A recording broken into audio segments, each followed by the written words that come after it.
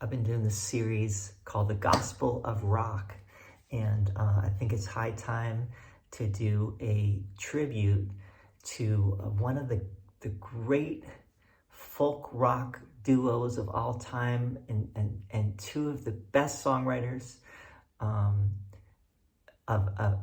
certainly of my lifetime. I'm Generation X, born in '70.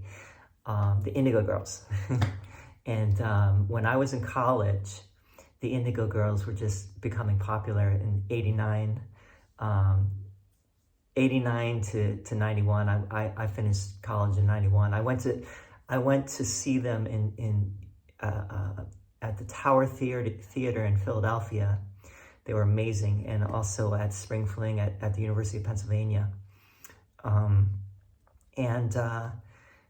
Besides Bob Dylan, when I was junior, senior at Penn, they were the one. You know, they were like what I was listening to with my roommate all the time.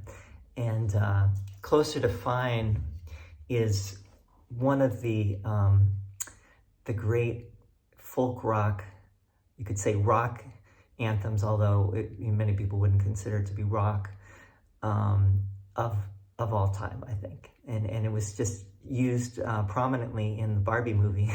You saw that. The song is exceptional, great writing, simple chords, 4 chords in the truth, or three chords in the truth, basically. I will say more about it. I'm going to play it. I'm going to try to play it. I don't have a pick. I'm going to do the best I can. But I invite you to listen to the words.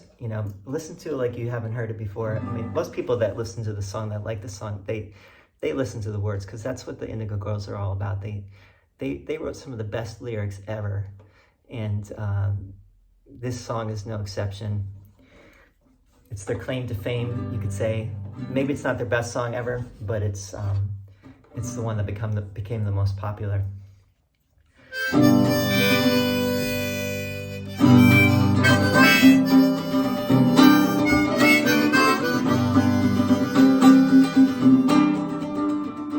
trying to tell you something about my life. Maybe give me insight between black and white. And the best thing you've ever done to me is to help me take my life less seriously.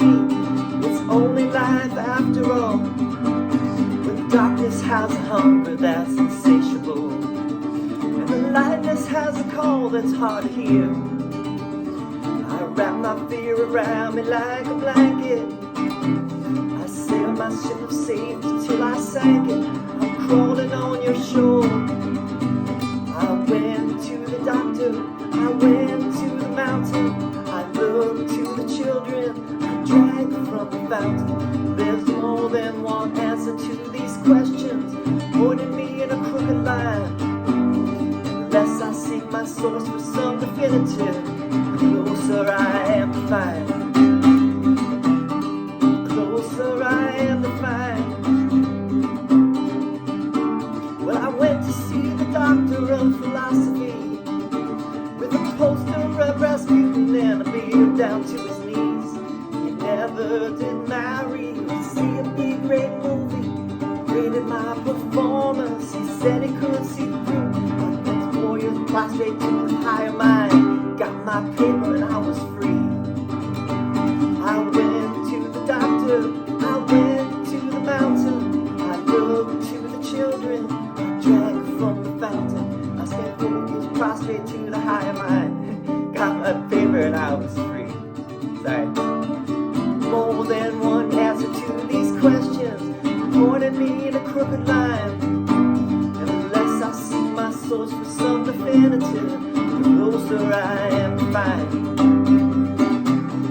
The closer I am to find.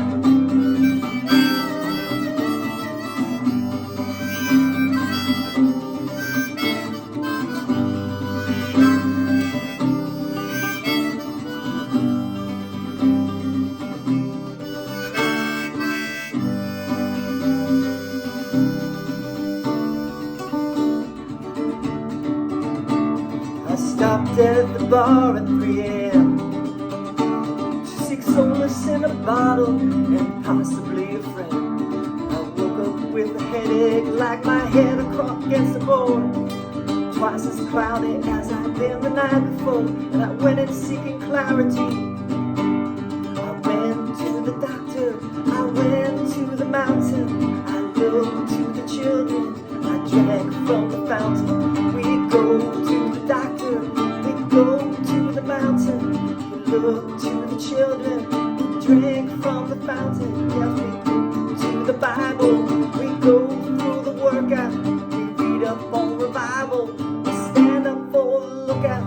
There's more than one answer to these questions, pointing me in a crooked line.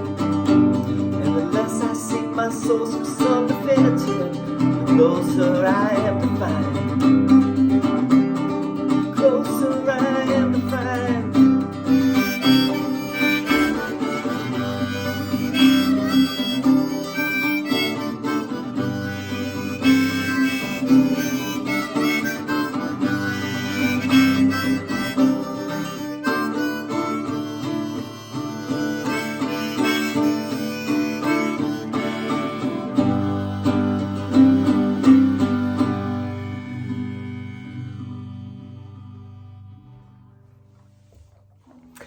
All right. Let's talk about the song a little bit. Let's talk about the lyrics, deeper message of the song. Obviously, every song is open to interpretation. This is just one.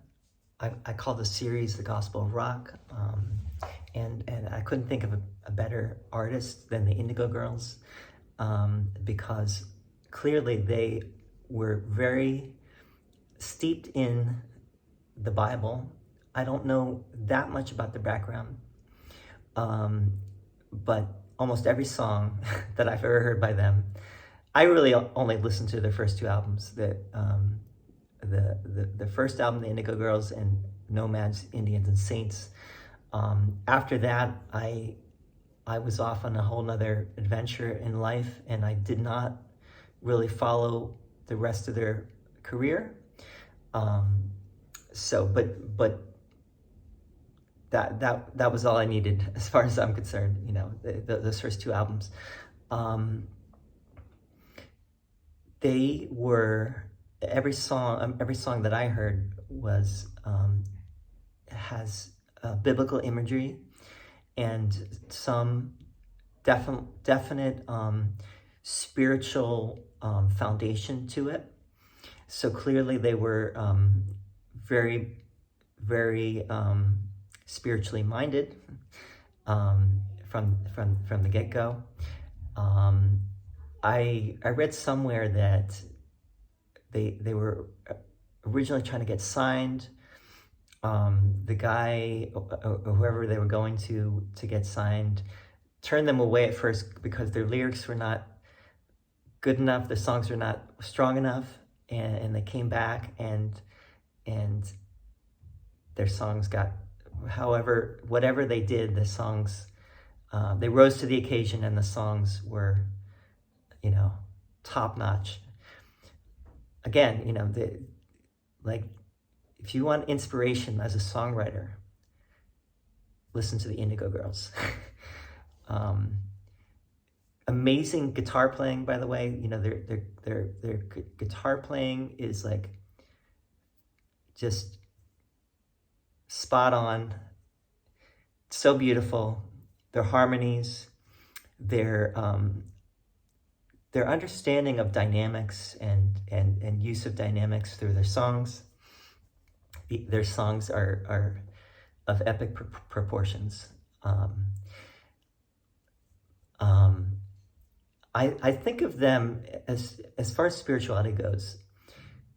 They obviously are Christian. You know, they weren't necessarily a Christian folk rock band. I think they transcended that label. That would be too limiting. Their lyrics are definitely infused with biblical imagery and biblical themes. but you can't really put them in that box of like Christian rock or Christian folk rock. I would even say that they're more Gnostic, if anything. And I'm a student of A Course in Miracles, and I see a lot of in what their Course in Miracles is like a modern Gnostic scripture, which I'm pretty sure that they probably were aware of. And a lot of what the Indigo say is gets more into that Gnostic realm. And clearly, the lyrics themselves are kind of like offering a kind of sonic salvation, if you would, if you will. That's why I call this the gospel of rock, right? How rock music and how folk rock music can save your mortal soul if you would only listen. And who's listening? I don't know, but a lot of people are. You can listen to some of their live versions, and obviously people in the audience really know the lyrics. How much people think about the lyrics is another thing. When I was a undergrad, I understood certain aspects of their songs. I would say I understand their songs on a whole nother level now. I hear things that I didn't hear then. I understand much more deeply what they're talking about. Back then, I didn't really grasp it all. And I don't think most people do. I think that's the way it is with art, and especially great art, is that it grows on you, and you grow with the song. The song is kind of set, and as you listen to it over time, it unfolds, and you get it, you grok it on a deeper and deeper level. Maybe if I listen to the songs even 20 years from now, I'll get something even more profound from it. But let's just talk about Closer to Fine, and I'll circle back to this whole thing about Gnosticism. There's more than one answer to these questions, pointing me in a crooked line, and the less I seek my source for some definitive, the closer I am to find. F-I-N-E. You might think they're saying find, closer I am to find. There's a play on words there, obviously. The more I seek my source for some definitive, define, right? To define it is, when we seek a definitive, we may be missing something, right? And, when we want to pinpoint what it is, we may be missing something greater that is beyond definition. And so there's a cool play on words there. And I believe that what they're saying, what they're getting at, is that you could even say that they're talking about, is Jesus, Christianity, the only way, right? Jesus said, I am the way, the truth, and the life. No one should come to the Father except through me. And, they seem to be saying in the song that there's many ways to get there, and there's many things that you can tap into for help and for spiritual sustenance and for spiritual informing yourself spiritually than just the Gospels, which is, they don't come out and say it obviously in the song, but they do mention in the song the Bible and revival, and I think they mention that, but they also mention the workout,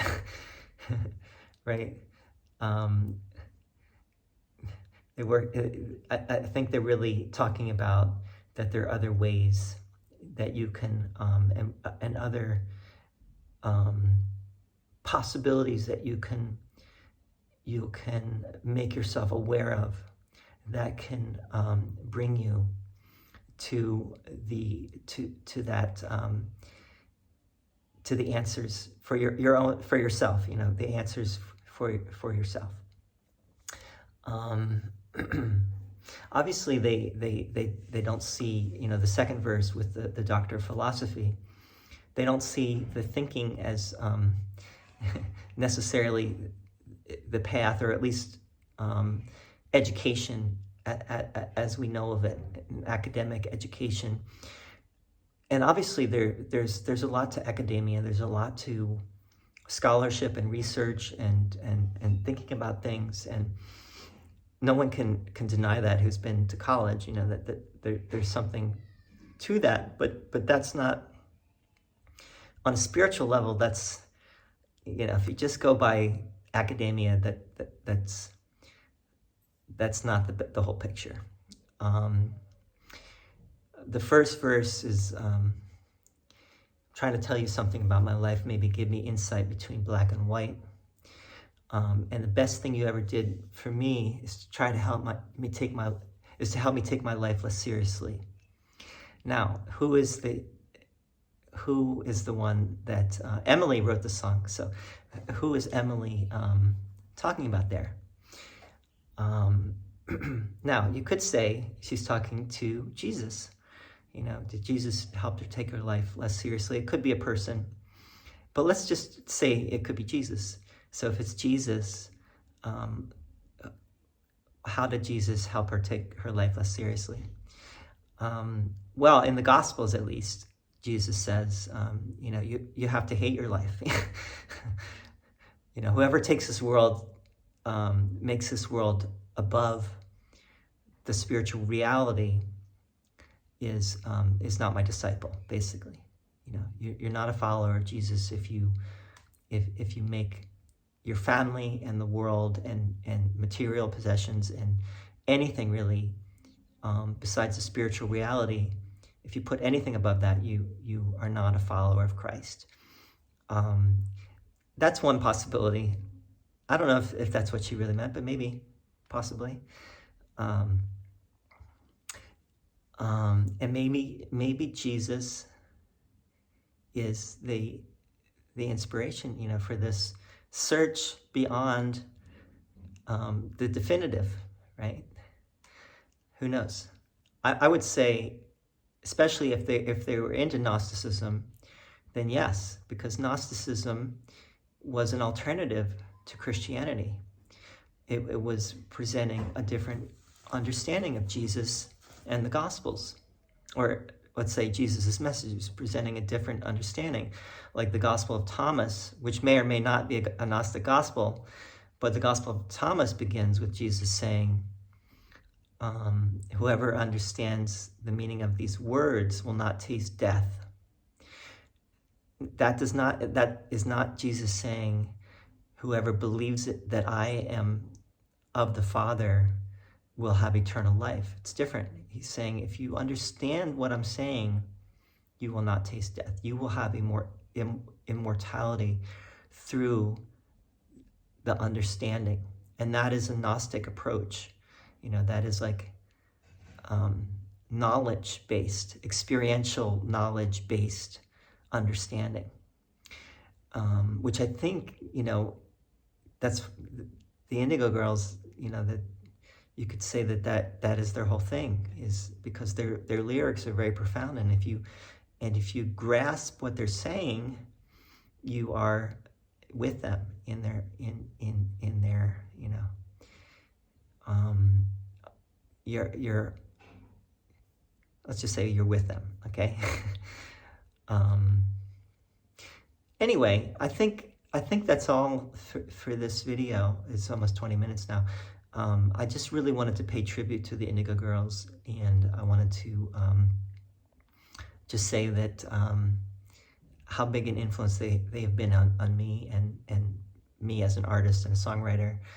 and I want to continue to listen to them and grow from listening to them, and I'm still finding inspiration. So thank you, Amy and Emily, and would love to hear any comments you might have, feedback. Tell me what you think of Indigo Girls. See you soon. Thanks.